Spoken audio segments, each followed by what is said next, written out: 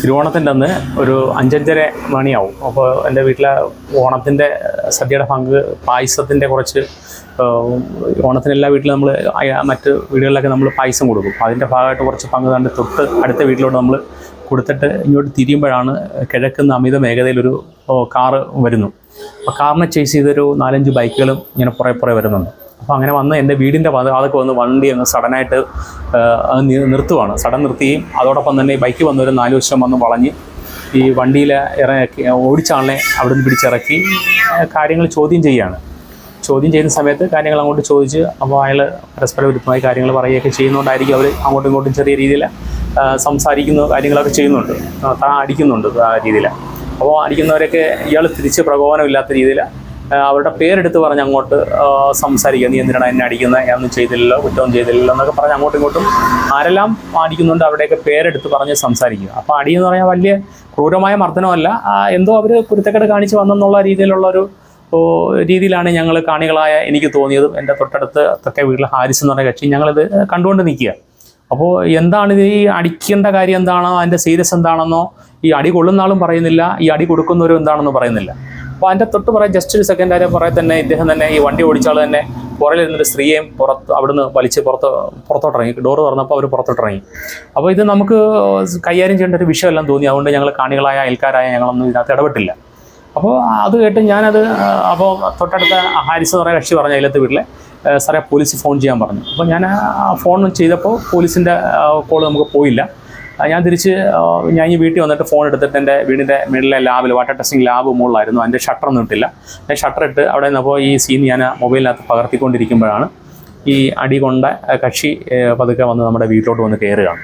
വീട്ടിലോട്ട് വന്ന് കയറുന്ന സമയത്ത് എൻ്റെ വൈഫ് വിളക്കെത്തിക്കാനുള്ള തയ്യാറെടുപ്പ് നടത്തിക്കൊണ്ടിരിക്കുക. അപ്പോൾ വൈഫ് പറഞ്ഞ് എന്തിനാണ് ഇങ്ങോട്ട് വരുന്നതെന്ന് ചോദിച്ചു. അവിടെ നിൽക്കാൻ പറയും. അപ്പം വൈഫിൻ്റെ കൈ തട്ടി മാറ്റിക്കൊണ്ട് ഇനി കറിക്കകത്തോട്ട് വന്ന് കയറുമായിരുന്നു. കറിക്കകത്തോട്ട് വന്ന് കയറിയ സമയത്ത് എൻ്റെ മക്കൾ രണ്ടും മുറിക്കകത്ത് കിടന്നുറങ്ങുകയും വൈഫിൻ്റെ അമ്മ ഡൈനിങ് ടേബിൾ ചെയറിലിരിക്കുകയും ചെയ്യാൻ അടുത്തുള്ള ചെയറിൽ ഇരിക്കുകയാണ്.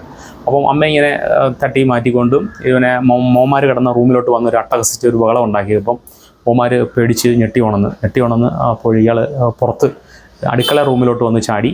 അപ്പോൾ അവിടെ വന്ന് കുറ്റി തുറന്ന് പുറത്തോട്ട് ഇറങ്ങാൻ പോവുകയാണ്. അപ്പോഴാണ് ഞാൻ ഈ മോളത്തെ ലാബിൽ നിന്ന് വന്ന് എൻ്റെ വീട്ടിലോട്ട് കയറുകയും വൈഫിൻ്റെ സൗണ്ടും ബഹളം കെട്ടിയാണ് ഞാൻ ഓടി വരുന്നത്. അപ്പോൾ വന്ന് കയറിയപ്പോൾ ഇയാൾ അടുക്കളയിലുണ്ട്. ഞാൻ പറഞ്ഞു നീ ഇറങ്ങാൻ പറഞ്ഞു, പുറത്തോട്ട് ഇറങ്ങാൻ പറഞ്ഞപ്പോൾ അപ്പോൾ മുന്നോട്ട് വന്നില്ല. എങ്കിൽ നീ പുറത്തോട്ട് ഇറങ്ങാൻ പറഞ്ഞു. അവൻ പിന്നെ അടുക്കള വാതിൽ തുറന്ന് പുറത്തോട്ടിറങ്ങി. പുറത്തൊരു ഔട്ട് സൈഡിലൊരു ബാത്റൂം ഉണ്ട്, അതിനകത്ത് ഇരിക്കാൻ ഞാൻ പറഞ്ഞു ഇതിനകത്ത് ഇരിക്കേണ്ട, നീ പുറത്ത് പോകാൻ പറഞ്ഞു. കമ്പൗണ്ടിന് പുറത്തോണെന്ന് പറയും. അങ്ങനെ അപ്രോച്ചത്തെ മതിൽ ചാടി അയാൾ രക്ഷപ്പെട്ടു. അതിൻ്റെ പുറയിലാണ് ഈ കൂടെ വന്ന സ്ത്രീ ഈ വീണ്ടും മുറിക്കകത്ത് കയറുകയും അത് വൈഫ് തടഞ്ഞിട്ടും അവർ ഞാനൊരു സ്ത്രീയല്ലയോ എന്ന് പറയുന്നൊരു കാര്യം പറയാനുണ്ടെന്ന് പറഞ്ഞ് വീട്ടിൽ കയറി. അതും ഈ അടുക്കളയുടെ വാതൊക്കെ വന്ന് അവിടെ വന്ന് അഭയം പ്രാപിക്കുകയാണ്. അപ്പോൾ എനിക്ക് അപ്പോഴത്തേക്ക് അടുക്കള വാതൊക്കെ പുറത്ത് നിന്ന് ഞങ്ങൾ കുറ്റിയിട്ട് കഴിഞ്ഞു. അപ്പോൾ പിന്നെ ഇവർക്ക് പുറത്തിറങ്ങാൻ പറ്റിയില്ല. അങ്ങനെ അവരവിടെ നിർത്തി. അപ്പോൾ പലരും വന്ന് ഇവരെ വിളിക്കാനും അനാവശ്യമായിട്ട് പലതൊക്കെ പറയുന്നുണ്ട്. അപ്പോൾ ഞാൻ പറഞ്ഞു വേണ്ട, ആരും ചെയ്യേണ്ട, ഒരു പോലീസ് വന്നിട്ട് അവരെ മാതൃകാരമായിട്ട് എന്താ ചെയ്യട്ടെ, അവരോട് നിൽക്കട്ടെ, സേഫായിട്ട് നിൽക്കട്ടെ എന്ന് പറഞ്ഞു. അപ്പോൾ വൈഫും പറഞ്ഞു ആരും ഇങ്ങോട്ട് കയറുമെന്ന് പറഞ്ഞു. അങ്ങനെ പുറത്തുനിന്ന് വന്നൊരു അവരവിടെ നിൽക്കുകയും ഇവരെ പിന്നെ പോലീസിന് വന്ന് എൻ്റെ സുഹൃത്തായ മുരളി പോലീസിനെ വിളിച്ച് അദ്ദേഹത്തിൻ്റെ വൈഫായിട്ട് വരുന്നു. പിന്നെ പോലീസിൻ്റെ പ്രൊട്ടക്ഷനോടി ഈ സ്ത്രീയെ ഇവിടുന്ന് വണ്ടിയിൽ കയറ്റി ശാസ്താംകോട്ട സ്റ്റേഷനിൽ കൊണ്ടുപോയാണ് എൻ്റെ യാഥാർത്ഥ്യം. അല്ലാതെ ഞങ്ങളാരും ഉപദ്രവിക്കാനോ അല്ലെങ്കിൽ അയാളെ മറ്റൊന്നും ചെയ്യാനോ ഒന്നുമില്ല. കുറ്റം എന്താണെന്ന് പോലും ഞങ്ങൾ അറിയുന്നില്ല. ഇതിന് ശേഷമാണ് പറയുന്നത് ഇയാൾ ഇത്തരം ഒരു കുറ്റകൃത്യം ചെയ്തിട്ട് വന്നെയാണ് വണ്ടി ആക്സിഡൻറ്റ് നടത്തി ഒരു സ്ത്രീയുടെ പുറത്തൂടെ വണ്ടി കയറ്റി ഇറക്കി വരുവാണെന്നൊക്കെ അറിയുന്നതൊക്കെ പിന്നീടാണ്. അതിനുശേഷം വന്നിട്ടുള്ളവർ നമ്മുടെ വീട്ടിലാണ്, ഇയാൾ ഒളിച്ചിരിക്കുകയാണ്, നമ്മൾ പാത്തിരിക്കുകയാണ്, അയാളെ ബലക്കാരെ ഇടണോ അല്ലെ അങ്ങനെ ചെയ്യും ഇങ്ങനെ വന്നവരൊക്കെ നമ്മളെ ഭീഷണിപ്പെടുത്തി പല കാര്യങ്ങളും പറയുകയും ചെയ്തു. പിന്നെ അവർക്ക് ബോധ്യപ്പെട്ട് അവർ പിന്നെ തിരിച്ചു പോയി. അപ്പോൾ ഇതിനുശേഷം തന്നെ വന്ന ന്യൂസ് എന്ന് പറഞ്ഞാൽ അദ്ദേഹം ഇവിടുന്ന് മതിൽ ചാടി അപ്പുറത്തൊരു ഹോസ്പിറ്റലിലെങ്ങാണ്ട് ട്രീറ്റ്മെൻറ്റിന് അവിടെ ചെന്നെന്നാണ് അറിയുന്നത്. അപ്പോഴത്തേക്ക് പകുതി ആൾക്കാർ അങ്ങോട്ട് പോയി. ആ വ്യക്തി അവിടുന്ന് പിന്നെ എസ്കേപ്പായി പോയെന്നാണ് അറിഞ്ഞത്. പിന്നെ ശേഷം പിന്നെ മറ്റ് കാര്യങ്ങളൊന്നും വന്നില്ല.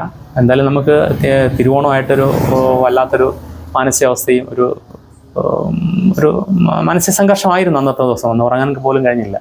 ഇതാണ് അന്ന് ഇവിടെ നടന്ന സംഭവം.